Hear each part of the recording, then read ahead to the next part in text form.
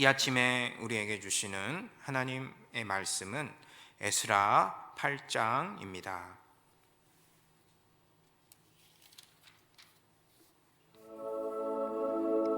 아닥사스다 왕이 왕위에 있을 때 나와 함께 바벨론에서 올라온 족장들과 그들의 계보는 이러하니라. 비느하스 자손 중에서는 게르솜이요, 이다말 자손 중에서는 다니엘이요, 다윗 자손 중에서는 핫두스요, 스가냐 자손 곧 바로스 자손 중에서는 스가랴니, 그와 함께 족보에 기록된 남자가 150명이요, 바한 모압 자손 중에서는 스라히야의 아들 엘여호에네니, 그와 함께 있는 남자가 200명이요, 스가냐 자손 중에서는 야하시엘의 아들이니 그와 함께 있는 남자가 300명이요, 아딘 자손 중에서는 요나단의 아들 에벳이니 그와 함께 있는 남자가 50명이요, 엘람 자손 중에서는 아달리아의 아들 여사야니 그와 함께 있는 남자가 70명이요, 스바디아 자손 중에서는 미가엘의 아들 스바디아니 그와 함께 있는 남자가 80명이요, 요압 자손 중에서는 여히엘의 아들 오바디아니 그와 함께 있는 남자가 218명이요, 슬로밋 자손 중에서는 요시바의 아들이니 그와 함께 있는 남자가 160명이요, 베베 자손 중에서는 베베의 아들 스가랴니 그와 함께 있는 남자가 28명이요, 아스가 자손 중에서는 학가단의 아들 요하나니니 그와 함께 있는 남자가 110명이요, 아도니감 자손 중에 나중된 자의 이름은 엘리벨렉과 여우엘과 스마야니 그와 함께 있는 남자가 60명이요, 비그의 자손 중에서는 우대와 사부시니 그와 함께 있는 남자가 70명이었느니라. 내가 무리를 아하와로 흐르는 강가에 모으고 거기서 3일 동안 장막에 머물며 백성과 제사장들을 살핀즉 그 중에 레위 자손이 한 사람도 없는지라. 이에 모든 족장 곧 엘리에셀과 아리엘과 스마야와 엘라당과 야립과 엘라당과 나당과 스가랴와 무술람을 부르고 또 명철한 사람 요아립과 엘라단을 불러 가시랴 지방으로 보내어 그곳 족장 이또에게 나아가게 하고, 이또와 그의 형제 곧 가시랴 지방에 사는 느디님 사람들에게 할 말을 일러주고, 우리 하나님의 성전을 위하여 섬길 자를 데리고 오라 하였더니 우리 하나님의 선한 손에 도우심을 입고 그들이 이스라엘의 손자 레위의 아들 말리의 자손 중에서 한 명철한 사람을 데려오고 또 세레비야와 그의 아들들과 형제 18명과 하사비야와 무라리 자손 중 여사야와 그의 형제와 그의 아들들 20명을 데려오고, 다윗과 방백들이 레위 사람들을 섬기라고 준 느디님 사람 중 성전 일꾼은 220명이었는데 그들은 모두 지명받은 이들이었더라. 그때 내가 아하와 강가에서 금식을 선포하고 우리 하나님 앞에서 스스로 겸비하여 우리와 우리 어린아이와 모든 소유를 위하여 평탄한 길을 그에게 강구하였으니, 이는 우리가 전에 왕에게 아뢰기를 우리 하나님의 손은 자기를 찾는 모든 자에게 선을 베푸시고 자기를 배반하는 모든 자에게는 권능과 진노를 내리신다 하였으므로 길에서 적군을 막고 우리를 도울 보병과 마병을 왕에게 구하기를 부끄러워하였습니다. 그러므로 우리가 이를 위하여 금식하며 우리 하나님께 간구하였더니 그의 응낙하심을 입었느니라. 그때 내가 제사장의 우두머리들 중 12명 곧 세레비야와 하사비야와 그의 형제 10명을 따로 세우고 그들에게 왕과 모사들과 방백들과 또 그곳에 있는 이스라엘 무리가 우리 하나님의 성전을 위하여 드린 은과 금과 그릇들을 달아서 주었으니, 내가 달아서 그들 손에 준 것은 은이 650달란트요 은 그릇이 100달란트요 금이 100달란트며 또 금잔이 20개라. 그 무게는 1000다리기요. 또 아름답고 빛나 금같이 보배로운 녹그릇이 2개라. 내가 그들에게 이르되 너희는 여호와께 거룩한 자요, 이 그릇들도 거룩하고 그 은과 금은 너희 조상들의 하나님 여호와께 즐거이 드린 예물이니 너희는 예루살렘 여호와의 성전 골방에 이르러 제사장들과 레위 사람의 우두머리들과 이스라엘의 족장들 앞에서 이 그릇을 달기까지 삼가 지키라. 이에 제사장들과 레위 사람들이 은과 금과 그릇을 예루살렘 우리 하나님의 성전으로 가져가려 하여 그 무게대로 받으니라. 첫째 달 12일에 우리가 아하와 강을 떠나 예루살렘으로 갈새 우리 하나님의 손이 우리를 도우사 대적과 길에 매복한 자의 손에서 건지신지라.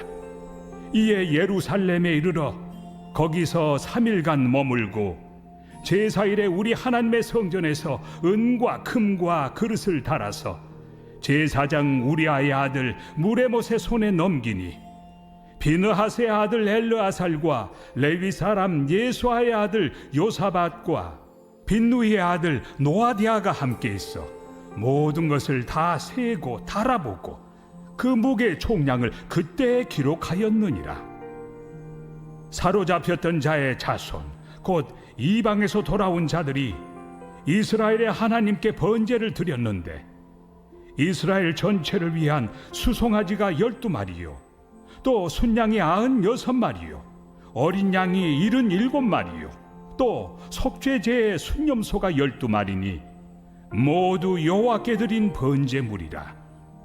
무리가 또 왕의 조서를 왕의 총독들과 유브라데 강 건너편 총독들에게 넘겨주매 그들이 백성과 하나님의 성전을 도왔느니라. 할렐루야. 오늘 하루도 주 안에서 기쁨과 감사가 충만한 하루 되시기 바랍니다. 오늘은 먼저 간구하는 신앙이라는 제목으로 말씀 나누겠습니다. 7장에서 대제사장 에스라는 하나님께 예루살렘 성전 건축을 책임질 지도자로 택함을 받아서 바벨론에서 모든 사람들과 함께 예루살렘으로 향하는 먼 길을 바벨론에서 떠납니다. 구글로 찾아봤더니 바벨론에서 예루살렘까지는 약 1000km가 되는 여정입니다. 서울에서 우리 부산까지가 딱 400km입니다. 옛날 조선시대에 한양으로 과거시험 보러 간다, 이렇게 경상도에서 떠난 사람들이 대략 걸어서 1달 걸렸다, 이런 기록들이 남아 있습니다. 하물며 1000km는 정말 보통 먼 길이 아닙니다.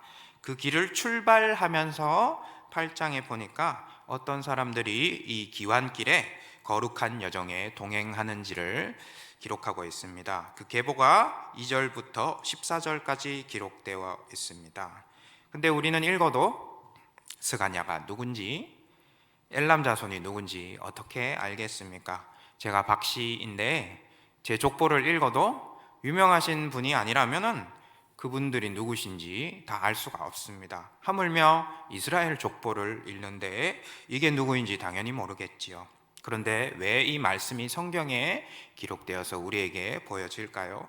바로 하나님 아버지께서는 모든 한 사람 한 사람들을 다 알고 기억하신다는 것을 우리에게 보여주시고 깨닫게 하시기 위함입니다. 우리가 읽고 있는 한글 성경은 요즘은 개역 개정판부터 시작해서 새번역 등등 여러 가지 번역본들이 잘 나와 있습니다. 그러나 150년 전에만 해도 한글로 된 성경책이 없었습니다.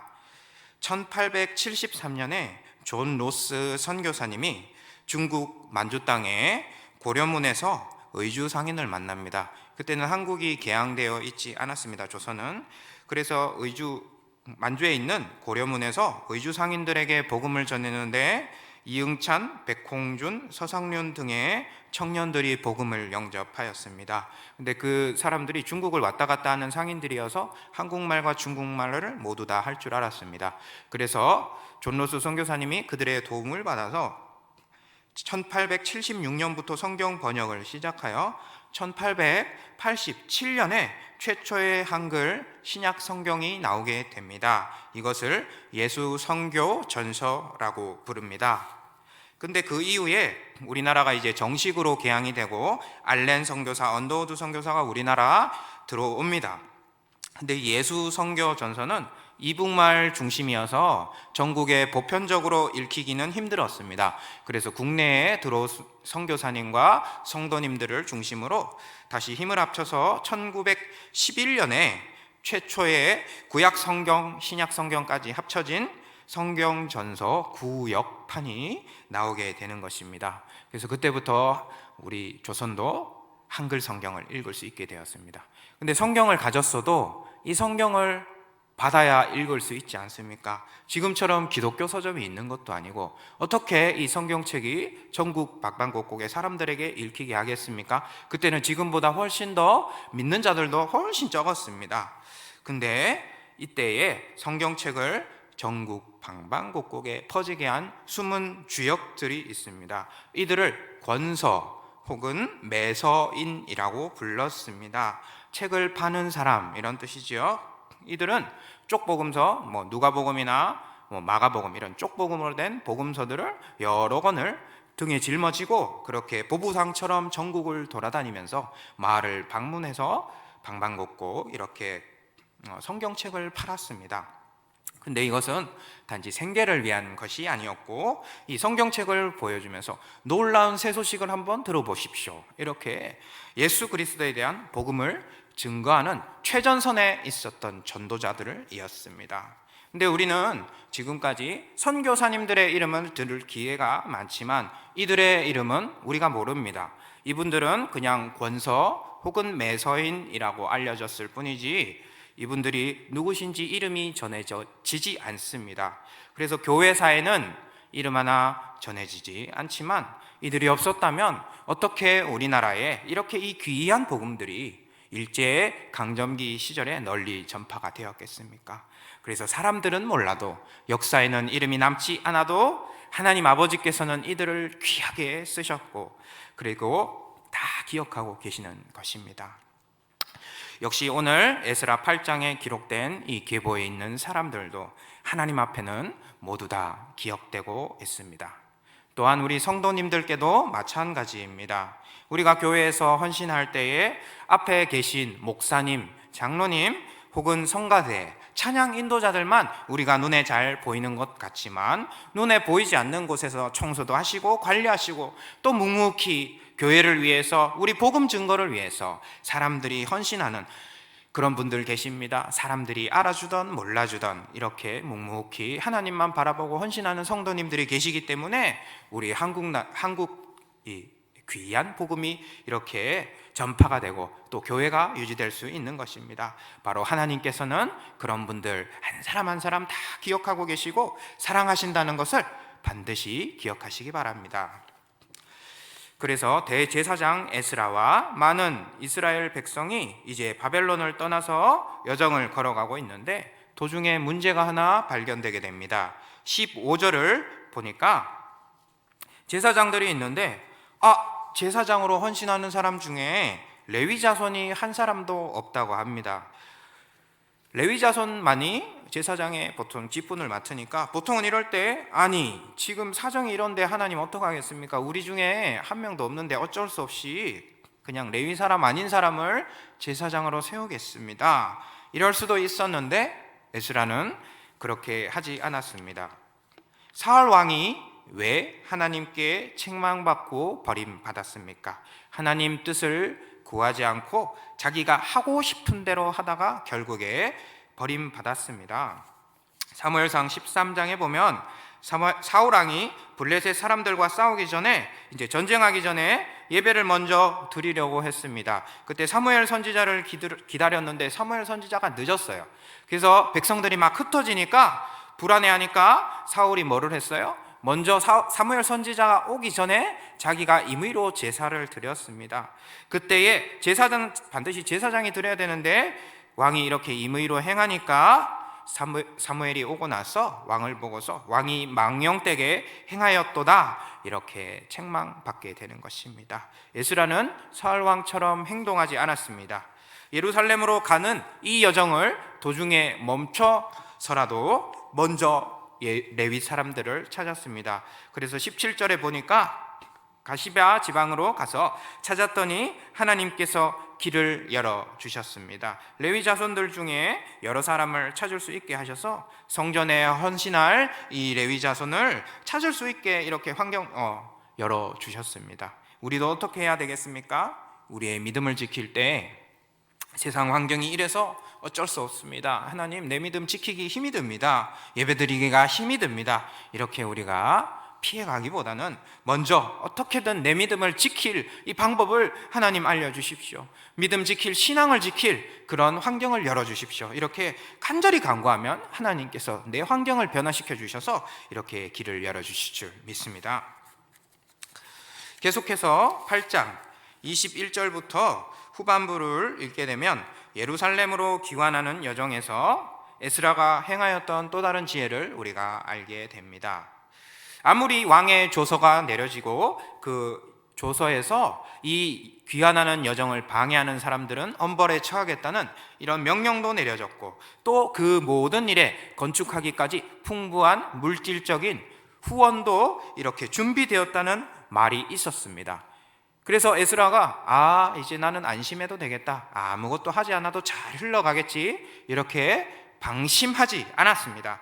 그때에 내가 아하와 강가에서 금식을 선포하고 우리 하나님 앞에서 스스로 겸비하여 우리와 우리 어린아이의 모든 소유를 위하여 평탄한 길을 그에게 간구하였으니, 금식 기도하며 간절하게 하나님께 먼저 간구하였습니다. 에스라 혼자만 했던 것이 아니고 모든 사람들이 다 같이 합심하여 금식하며 기도하였습니다. 하나님 아버지, 이 모든 길을 다 예비하여 주셔서 감사합니다.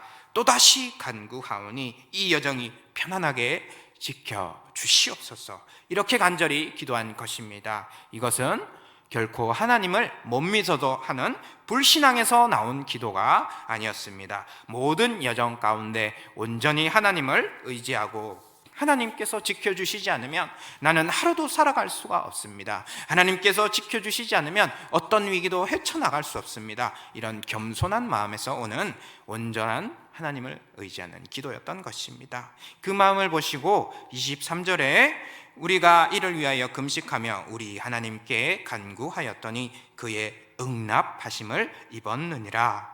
이렇게 응답받았습니다. 또한 기도할 뿐만 아니라 25절에 성전에 봉헌물도 드렸습니다. 왕과 모사들과 방백들과 또 그곳에 있는 이스라엘 무리가 우리 하나님의 성전을 위하여 드린 은과 금과 그릇들을 달아서 주었으니, 28절에 너희는 여호와께 거룩한 자요, 이 그릇들도 거룩하고 그 은과 금은 너희 조상들의 하나님 여호와께 즐거이 드린 예물이니, 그렇게 모두가 한 마음으로 금식하며 기도하고 또 즐거운 마음으로 자원하여 하나님께 예물을 드렸습니다.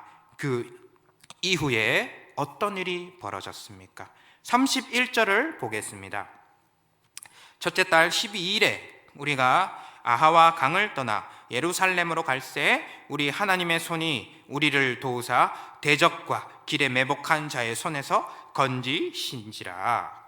이 1000km나 되는 먼 여정을 떠난 지 이제 10일이 지났는데 그들이 몰랐었던 방해꾼들이 있었습니다. 이들을 습격하여 예루살렘 성전에 쓰여질 금그릇들과 은그릇들, 또 봉헌물들을 다 빼앗아가고 또 성전 짓는 것까지 방해를 하려고 했던 악한 세력들이 있었던 것입니다. 그들이 공격을 하려고 하였고 심지어 매복하여서 공격을 했는데도 불구하고 하나님 아버지께서 지켜주셨기 때문에 무사히 이런 큰 위기까지 다 넘길 수가 있었습니다. 그래서 이 이후의 여정도 하나님의 보호하심 아래 딱 4개월 만에 무사히 예루살렘 성전에 도착할 수 있었습니다. 사랑하는 행신 임마누엘 성도님, 오늘 우리는 이 말씀을 통해서 무엇을 깨달을 수가 있습니까? 지극히 작은 자 하나라도 다 기억하시는 하나님 아버지, 우리를 모두 사랑하시는 하나님 아버지, 그분의 은혜를 간직하고 내 마음과 내 뜻대로 행하지 않고 어떤 환경에 내가 처해 있든지 하나님의 은혜를 먼저 간구하고 그분 뜻을 간구하고 그분께 먼저 기도하고 나아가면 내가 가는 이 모든 여정을 지켜주시는 하나님의 보호하심, 그것을 우리가 깨닫고 영광 돌리게 되는 것입니다. 이 얼마나 대단한 사실입니까? 보통 내 가족 중에 어떤 사람이 대단한 사람이 있다고 하면 우리는 괜히 으쓱으쓱하고 자랑하고 싶어집니다. 내 동생이 말이야 지금 대검찰청에 검사로 일하고 있어, 이렇게 자랑하고 싶어진단 말이죠. 하물며 사람이 그러해도 그러할진데 온 우주 만물을 창조하시고 생사화복을 주관하시는 전지전능한 하나님께서 내 아버지가 되셔서 나를 기억하시고 나를 지켜주신다는 게 얼마나 놀랍지 않습니까? 이 얼마나 대단한 사실입니까?